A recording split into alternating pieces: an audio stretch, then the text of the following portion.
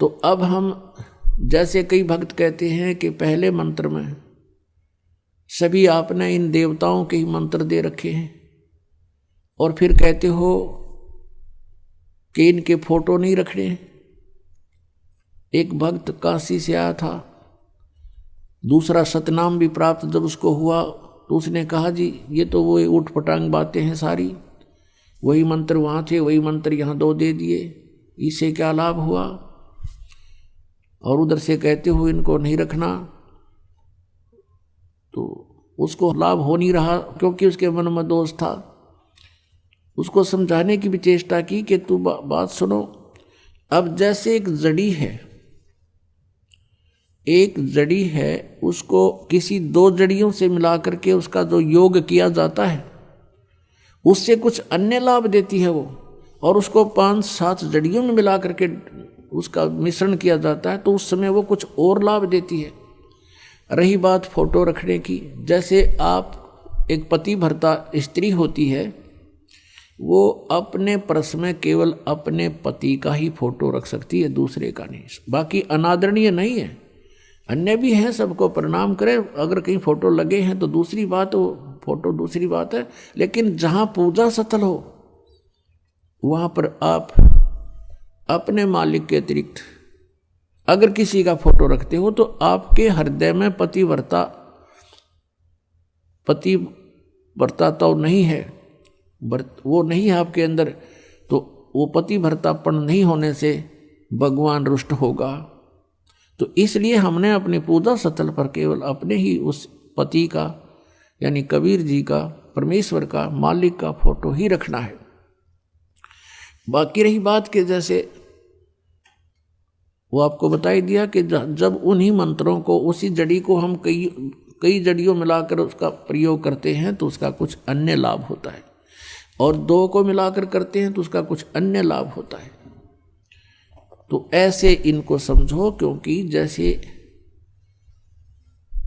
पुण्यात्मा भोजन आटा वही है, गेहूं वही है, और उनको अलग अलग से बनाकर प्रयोग करते हैं तो कुछ आइटम अलग बन जाते हैं, टेस्ट भी अलग होता है। जैसे घी और रोटी वैसे खा लें, उसमें बूरा डाल लें, हलवा बनावें तो और न्यारा ही टेस्ट बन जाता है। तो ऐसे ही बात है इस गुण की कि जैसे कोई औषधि है, यही समझो इसका उदाहरण, ये बहुत ही फिट है। अब क्या होता है, जैसे हम त्रिकुटी पर आ जाते हैं तो त्रिकुटी तक तो ये जो लाभ हमें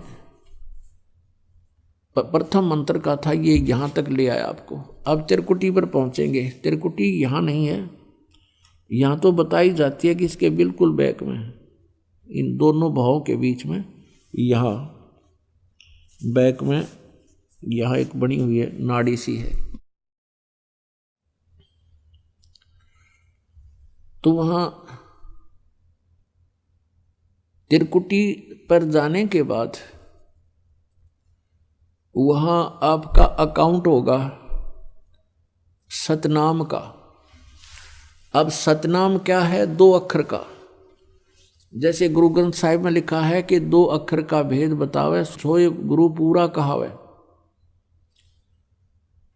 वो 2 अक्षर कौन से हैं? एक तो ओम है, एक ये तत् है। ओम तत् सत में जो 3 मंत्र हैं, ये ओम और तत् वो सांकेतिक है, ये दोनों मिलकर सतनाम बन जाता है।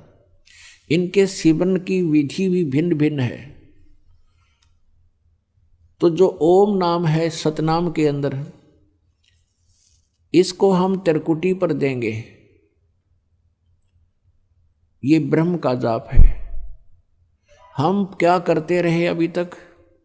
ओम नाम का जाप करते थे ऋषि महर्षि पहले, और कोई जाप नहीं करते थे, वो केवल ब्रह्म साधना करते थे। अब उनको कंप्लीट ज्ञान तो था नहीं, जैसा काल ने उनको वर्मित किया, तो ओम नाम के जाप से वो ब्रह्मलोक में चले जाते थे। ब्रह्मलोक में हजारों युगों तक वो वहाँ उन पुण्यों ओम नाम के कमाई के भक्ति के आधार से, धन के आधार से वहाँ हजारों युगों तक स्वर्ग में मौज मस्ती करते थे। उन स्वर्ग में क्या है जो यहाँ पृथ्वी पर बकवाद उपलब्ध नहीं है वो बकवाद वहाँ पर है। नाचना गाना, सुंदर औरतें, हर तरह की बकवाद, हर तरह के वहाँ फुहारे चलते हैं, कहीं पर आतिशबाजी। जैसे एक मेले में चला जा या किसी रेस्टोरेंट में आदमी अपनी ही पैसे से, अपनी पूंजी से वहाँ मौज कर रहा है, तो करता रहो, एक दिन वो पूंजी समाप्त होगी, उसके बाद फिर उसको वापस भेज दिया जाएगा वहाँ से, उसको जेब खाली हो लेगी, तब वो भागेगा वहाँ से। तो हम अभी तक अपनी जेब वहाँ कटवाते रहे स्वर्ग में जाकर, ओम नाम के जापते हैं, महास्वर्ग में, महास्वर्ग कहो, ब्रह्मलोक कहो, और हमारे पाप न्यो के न्यो रह जाते हैं। उन पापों के लिए फिर नरक भी जाना पड़ता, और उसके बाद फिर 84 लाख योनियों में, पशु पक्षियों की भी योनियों में भोग जाना पड़ता। तो हम क्या करते रहे, ओम नाम के जाप को, उसके भक्ति धन को स्वर्ग में, महास्वर्ग में, ब्रह्मलोक में नष्ट करते रहे, और काल के जाल में फिर मृत्यु और जन्म में फिर से आ जाते हैं। अब हम क्या करेंगे, जैसे गीता जी अध्याय नंबर 18 के श्लोक नंबर 62 में कहा कि अर्जुन तू सर्वभाव से उस परमेश्वर की शरण में जा, उसकी कृपा से ही तू परम शांति को और सनातन परम धाम को प्राप्त होगा। फिर गीता जी अध्याय नंबर 18 के श्लोक नंबर 63 में कहा कि अर्जुन ये गीता जी का गुप्त से गुप्त ज्ञान मैंने तेरे को बता दिया, अब जैसे तेरी इच्छा ऐसे कर ले। मेरी शरण में रहना है तो उठा लठ, हथियार उठा युद्ध कर, यहाँ शांति नहीं हो सकती, और मेरी साधना करेगा तो ब्रह्मलोक प्राप्त होगा। और 8वें अध्याय के 13वें श्लोक में बता दिया मेरा मंत्र ओम है, नथिंग एल्स, और कोई मंत्र नहीं जाप करने का, और जन्म मृत्यु तेरी भी रहेगी मेरी भी रहेगी, शांति नहीं हो सकती। और यदि तूने परम शांति चाहिए, सनातन परम धाम जाने के बाद फिर लौट कर वापस नहीं आते, वो स्थान चाहिए, तो उसकी साधना तत्वदर्शी संत बताएंगे। 4थे अध्याय के 34वें श्लोक में गीता जी में कहा है, उनको खोज ले, मैं नहीं जानता उसके विषय में। अब 18वें अध्याय के 63वें श्लोक में स्पष्ट कर दिया उसने, गीता ज्ञानदाता ने, कि ईब यु गुप्त से गुप्त ज्ञान दे दिया तेरे थे, जैसे तुझे ठीक लगे वो फैसला कर ले, सोच ले। मेरी शरण में रहना है तो जन्म मृत्यु भी रहेगी, शांति नहीं। मैं पूरा विश्वास दिलाता हूं कि मेरी शरण में रहेगा तो मुझे ही प्राप्त होगा। तो अंडरस्टूड, जहां साता बासा होई, मन कर्म वचन सुमरियो सोई। फिर 18वें अध्याय के 64वें श्लोक में तुरंत कहा कि एक गुप्त से गुप्त भेद और बताता हूं। फिर सुन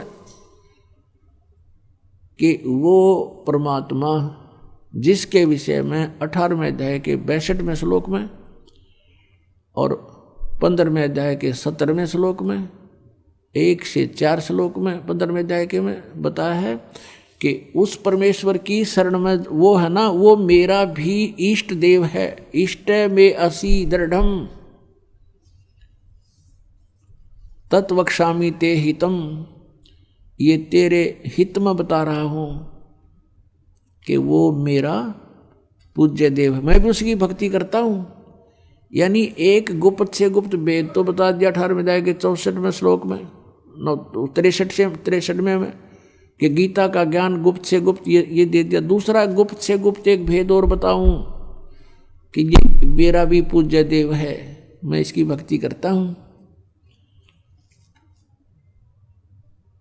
और परमेश्वर कहते हैं तेरा ज्योत स्वरूपी अलख निरंजन ये धरता ध्यान हमारा। अब ये कौन सा जाप करता है इसको? ये केवल हठ योग करता है, ध्यान लगाता है, मेडिटेशन करता है, तप करता है। 21वें ब्रह्मांड के ऊपर ले उसमें बैठा है ये। और तप से क्या मिलता है? राज्य मिलता है। तप से राज्य, तो ये उस तप प्राप्त करके अपना ये राज्य मेंटेन रखता है। और यहाँ 21 ब्रह्मांडों को चला रहा भगवान से ही कुछ सिद्धियां प्राप्त करके। तो परमात्मा ने कहा था गोरखनाथ जी को, तेरा ज्योत स्वरूपी ये अलख निरंजन ये धरता ध्यान हमारा, ये हमारा ही पूजा करता है, हमारा ही ध्यान कर रहा है। और देखो पुण्यात्मा, जिसने जैसी भी फसल बीजी है, किसी ने भांग बो रखी है तो भांग काटेगा। अब फसल ने तो बीज जो बो दिया वो तो देना ही देना है। तो परमात्मा सबको जो जैसी साधना कर रहे हैं उससे जो भी उनको मिलना है वही दे देता है। जैसे सिद्धियाँ करते हैं, सिद्धियाँ वालों को सिद्धियाँ मिल जाती हैं। जैसे अगस्त ऋषि ने डले ढोए ऐसी सिद्धि प्राप्त कर ली कि 7 समुद्रों को एक ही घूंट में पी गया, खाली कर दिए 7 समंदर। अब बता, सिर में मार लो सिद्धि ने के चाटो सिद्धि का क्या करे। तो ऐसे ये साधनाएं जो करते हैं शास्त्र विधि त्याग का मनमाने आचरण जो है ये यूजलेस बताए हैं। भले ही उनसे आम जनता में प्रभुता हो सकती है जीव की, लेकिन मोक्ष नहीं। अब 18वें अध्याय के 64वें श्लोक में कहा कि अर्जुन वो मेरा पूज्य देव है, और 18वें अध्याय के 65वें श्लोक में कहा कि अब मेरी शरण में रह, मेरा भक्त बन, मुझे नमस्कार कर और निश्चय ही तो मुझे प्राप्त होगा। 18वें अध्याय के 66वें श्लोक में तुरंत कह दिया, फिर डिफरेंशिएट कर दिया अलग अलग कि उसकी शरण में जाना है। 18वें अध्याय के 62वें श्लोक में जिसके विषय में कहा है उसकी शरण में जाना है, तो सर्वधर्मान प्रीतज माम एकम शरणम व्रज, मेरे सतर की और सभी पूजाओं को त्याग दे। और फिर एकम शरणम व्रज, मेरे सतर की जो साधना है, धन भक्ति धन तूने इकट्ठा किया वो मेरी मुझे छोड़ दे, मुझे दे दे, उसका प्रतिफल मत लेना। एकम शरणम व्रज, एकम जिसके बराबर दूसरा ना हो, अद्वितीय। अब यहाँ गीता अनुवादकर्ताओं ने अनुवाद गलत कर दिए, अर्थ अनर्थ कर दिए। व्रज माने जाना होता है, इन्होंने आना कर रखा है। अब इनका दृष्टिकोण क्या था कि ये श्री कृष्ण जी से ऊपर नहीं मानने थे, श्री कृष्ण जी को ये सुप्रीम पावर परम अक्षर परम मान रहे थे, और जिस कारण से इन्होंने अर्थों के अनर्थ कर डाले। व्रज माने जाना होता है, इन्होंने आना कर दिया। तो यहाँ कहा, गीता ज्ञानदाता कहता है कि मेरे सतर की जितनी पूजाएं हैं, धार्मिक अनुष्ठान जो तूने किए हैं, सभी धर्मान प्रीतज माम, मेरे सतर के जितने भी धार्मिक अनुष्ठान हैं, धार्मिक पूजाएं हैं, वह मुझ में छोड़ दे। एकम शरणम व्रज, उस सर्वशक्तिमान परमात्मा की शरण में तू जा। अहम तवा सर्व पापे भ्यामोक्षामी मां सुच, फिर मैं तुझे इन सभी संकटों से पापों से मुक्त कर दूंगा, तू चिंता ना करे।